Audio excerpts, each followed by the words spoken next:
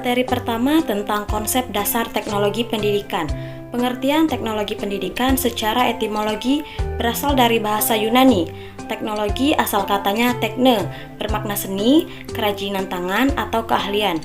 Sedangkan secara istilah, teknologi pendidikan dalam bahasa Inggris adalah instructional technology atau educational technology.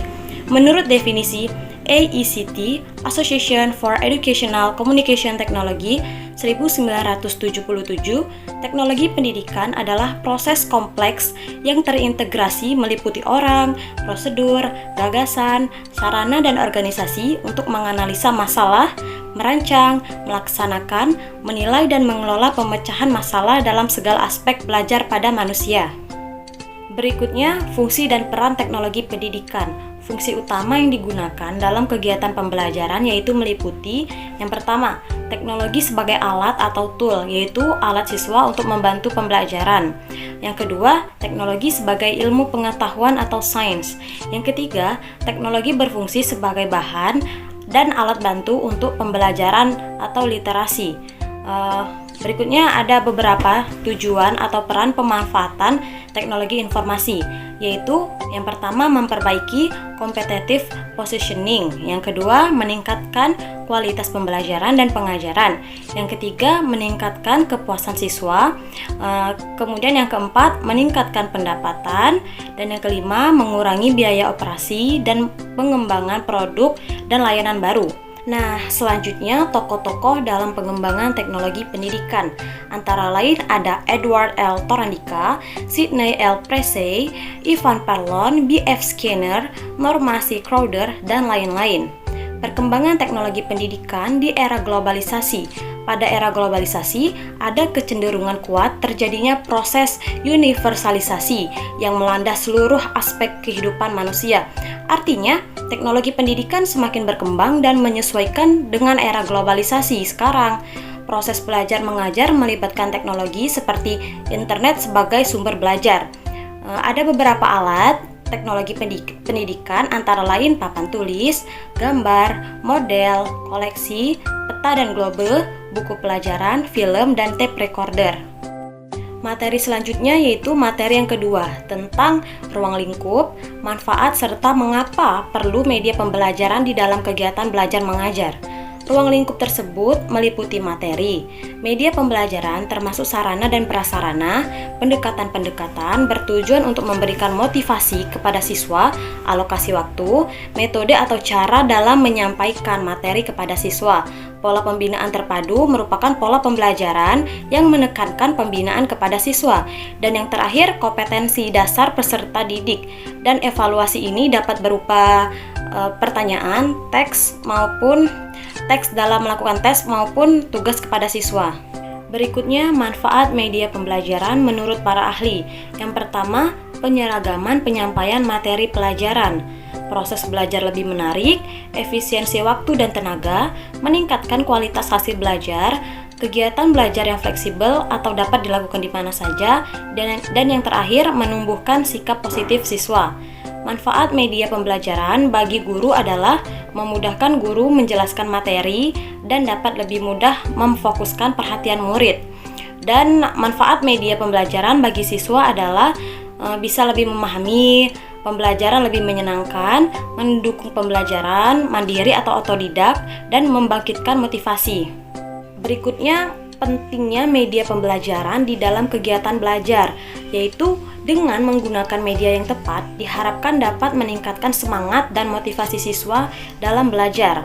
Selain itu, juga siswa akan dengan mudah memahami materi. Berikutnya, materi yang ketiga, yaitu materi tentang konsep, fungsi, prinsip, dan ciri media pembelajaran. Media adalah segala sesuatu yang dapat kita gunakan untuk menyalurkan pesan dari pengirim ke penerima, sehingga dapat merangsang pikiran, perasaan, perhatian, dan minat siswa sedemikian rupa sehingga proses belajar mengajar terjadi. Berikutnya, fungsi media pembelajaran, yaitu sebagai alat bantu dalam pembelajaran dan sebagai media sumber belajar. Prinsip media pembelajaran. Prinsip pokok yang harus diperhatikan adalah bahwa media digunakan dan diarahkan untuk mempermudah siswa belajar dalam upaya memahami materi pelajaran. Dr. Andes Sudirman N. mengemukakan prinsip pemilihan media pengajaran dibagi 3 kategori. Yang pertama, tujuan pemilihan, yang kedua, karakteristik media pengajaran, dan yang ketiga, alternatif pilihan. Ciri media pembelajaran menurut Geralch dan Ely tahun 1971. Yang pertama, ada ciri fiksatif atau fiksatif property. Ciri ini menggambarkan kemampuan merekam, menyimpulkan, melestarikan, dan mengkonstruksikan suatu peristiwa atau objek. Yang kedua, ciri manipulatif atau manipulative property. Ciri ini merupakan kejadian yang memakan waktu berhari-hari, disajikan dalam waktu 2-3 menit dengan teknik pengambilan gambar atau time-lapse recording. Dan ciri yang terakhir yaitu ciri distributif atau distributive property, yaitu suatu objek atau kejadian ditransformasikan melalui ruang dan secara bersamaan kejadian tersebut disajikan. Materi selanjutnya yaitu materi keempat tentang teknologi sebagai sebuah pendekatan dalam problem pendidikan.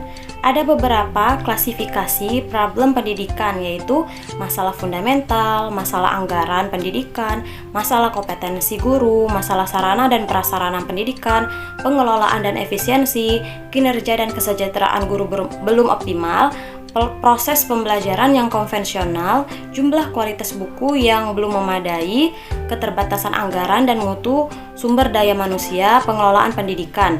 Selanjutnya, pendekatan dalam pembelajaran. Pendekatan pembelajaran adalah ide atau prinsip cara memandang dalam menentukan kegiatan pembelajaran.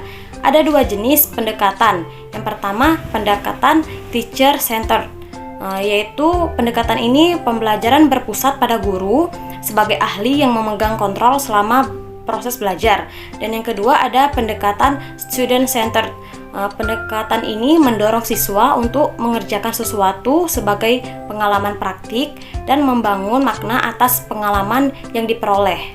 Berikutnya, solusi terhadap problem pendidikan.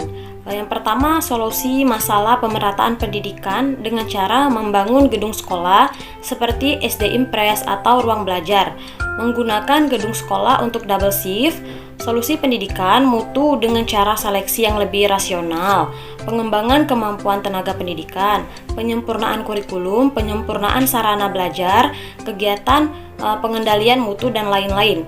Aplikasi teknologi pendidikan dalam pemecahan masalah pendidikan. Dalam teknologi pendidikan, pemecahan masalah itu terjelma dalam bentuk semua sumber belajar yang didesain atau dipilih dan digunakan untuk keperluan belajar. Sumber-sumber belajar ini diidentifikasi sebagai pesan, orang, bahan, peralatan, teknik, dan latar atau lingkungan. Materi selanjutnya yaitu materi kelima tentang teknologi komunikasi dalam pendidikan. Teknologi komunikasi adalah seperangkat alat penambah kemampuan orang dalam berkomunikasi atau perangkat dan sistem hasil rekayasa manusia yang digunakan sebagai media transmisi untuk menyampaikan ide, pesan, atau gagasan kepada orang lain. Teknologi komunikasi dalam pendidikan mempunyai pengaruh terutama dalam penyelesaian berbagai masalah pendidikan dan juga berperan dalam peningkatan kualitas pendidikan. Kemajuan teknologi informasi dan komunikasi memberi solusi pada proses pembelajaran yang selalu terhambat dan terkendala waktu serta tempat. Kehadiran teknologi komunikasi sangat bermanfaat bagi pelaksanaan pembelajaran di dunia pendidikan. Namun, teknologi komunikasi hanya akan menjadi hal yang sangat penting jika digunakan secara baik oleh guru maupun siswa. Materi selanjutnya yaitu materi ke-6 tentang media pendidikan dalam proses pembelajaran. Kata media berasal dari bahasa Latin dan merupakan bentuk jamak dari kata medium yang secara harfiah berarti perantara atau pengantar. Sedangkan media pendidikan merupakan seperangkat alat bantu atau pelengkap yang digunakan guru atau pendidik dalam rangka berkomunikasi dengan siswa atau peserta didik. Alat bantu disebut media pendidikan, sedangkan komunikasi adalah sistem penyampaiannya.